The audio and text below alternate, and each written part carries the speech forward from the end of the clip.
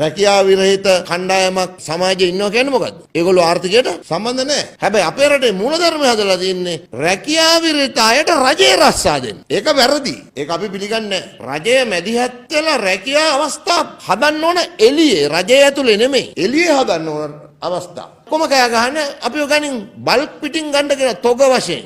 ස්ථිරම ප්‍රතිපත්තිය කියලා දෙනවා. කොච්චර උද්ඝෝෂණ කරත් පෙළපාලි ගියත් තොග වශයෙන් ගන්නෙ නෑම තමයි. අයවැදි කිව්වා. තොග වශයෙන් ගන්න. රාජ්‍යසේවය පුරප්පාඩු දිනවා. පුරප්පාඩු වලට තරම විභාග දීලා ගන්නවා. එහෙම නැතුව ගන්න බෑ. එහෙම රටක් ආණ්ඩුවක් කරන්න බෑ.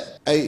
බඳව ගන්නවා. දෙන්න පුටුවක් නෑ. කරන්න වැඩක් නෑ. දෙන්න මේසයක් නෑ. වැඩට එනකොට එතකොට පාඩුයි. කොච්චර ඉන්නවද රාජ්‍ය සේවකයෝ පඩි ගන්නවා වැඩ නැති. ඒක වෙනස් කරන්න ඕනනේ. ගන්නව නම් ගන්න ඕන වැඩ.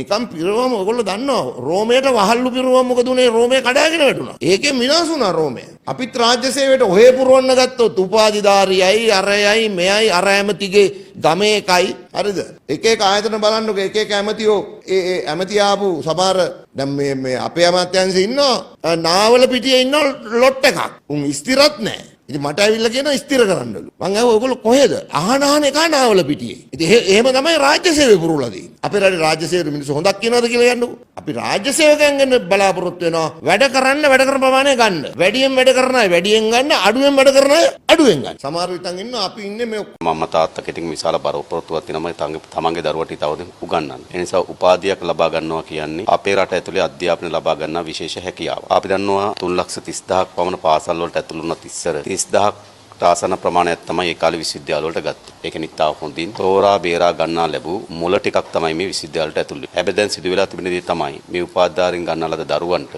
වසර ගණනාවක් රැකියාවක් හොයාගන්න බැරි තත්ත්වයක් නිර්මාණය වෙලා තිබෙනවා. ඔබ කවුරුත් දන්නවා තමන්ගේ තරුණ වයසේ විශාල කාලයක් නිකුරුණේ ගත කිරීමේ තරම් යුක්තිසහගත නැහැ. ඔවුන්ගේ අධ්‍යාපනයෙන් පසුව ඊළඟ ජීවිත අධීරේ පටන් ගත යුතුයි.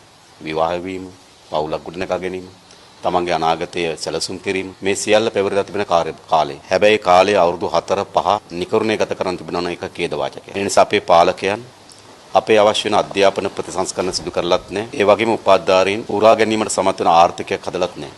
ඒ නිසා ජාතික ජන බලවේගයේ ආණ්ඩුව ඉදිරියේදී කිසිදු රැකියාව විරහිත උපාධිධාරියෙක් නිර්මාණය නොවන ආකාරයට ආර්ථිකයේ ප්‍රතිසංස්කරණ ඇති කරන්නත් අධ්‍යාපනයේ ප්‍රතිසංස්කරණ ඇති කරන්නත් සූදානම්. හැබැයි එතෙක් දැනට විරැකියාවට පත් වී තිබෙන උපාධිධාරීන්ගේ ප්‍රශ්න විසඳිය යුතුයි. අපි දැනට තවදුරටත් රාජ්‍යාංශ විශාල ලෙස පුළුල් කළ යුතු කියන ස්ථාවරේ නැහැ. නමුත් අපි දන්නවා අත්‍යවශ්‍ය සේවාවන් ටිකක් තිබෙනවා රජය පවත්වාගෙන යා යුතු. අධ්‍යාපනය, සෞඛ්‍ය, ඒ වගේම අපි දන්නවා ආදායම් බදු වැඩ කර ගැනීම සඳහා දේශීය ආදායම් දෙපාර්තමේන්තුව, ඒ වගේම රේගු දෙපාර්තමේන්තුව, ඒ වගේම අපි අපේක්ෂා කරනවා නම් අනාගතයේ ඩිජිටල් රාජ්‍යකරණයක් පිළිබඳව ඒ සඳහා අවශ්‍ය වන පුරප්පාඩු විශාල ප්‍රමාණයක් නිර්මාණය වෙනවා. ඒ නිසා ජාතික ජන බලවේගයේ ආණ්ඩුව ඉතාශනිකව දැනට 33000කට ආසන්න ප්‍රමාණයක් ගුරුවරුන්ගේ පුරප්පාඩු තිබෙනවා. ඒ පුරප්පාඩු පිරිවීම සඳහා අපි කටයුතු කරනවා. ඒ වගේම දේශීය ආදායම් දෙපාර්තමේන්තුවේ සහ රේගු දෙපාර්තමේන්තුවේ ඇති වී තිබෙන පුරප්පාඩු බඳවා ගැනීමට කටයුතු කරනවා. ඒ වගේම අපි දන්නවා සංචාරක කර්මාන්තය අපේ රට ඉදිරියට ගා යුතු කර්මාන්තයක්. ඒකේ සේවා රැසක ආර්ථික අවස්ථා නිර්මාණය වෙනවා. ඒ ශාස්ත්‍රය ඇතුලේ අපි මේ රැකියාව විරහිත උපාධිධාරීන් බඳවා ගැනීමට කටයුතු කරනවා. ඒ නිසා ඔවුන්ගේ ඉතාමත් වැදගත් ජීවිත කාලයේ නිකරුණේ ගත වීම කිසිසේත්ම යුක්තිසහගත නැහැ. ඒක ඛේදනීය තත්වයක්.